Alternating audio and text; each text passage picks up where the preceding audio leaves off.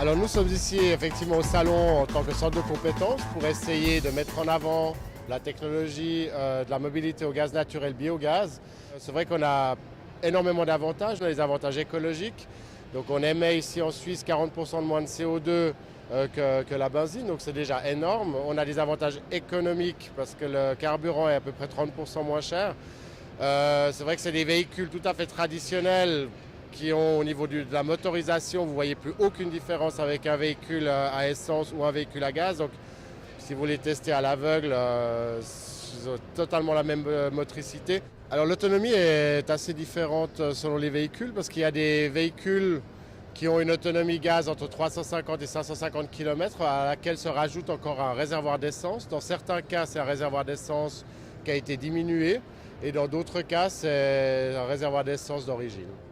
Alors nous, on a un réseau en Suisse qui est relativement dense. Il y a à peu près 140 stations de remplissage. Comme le pays est pas extrêmement grand, ça représente une station tous les 15 km sur les axes principaux.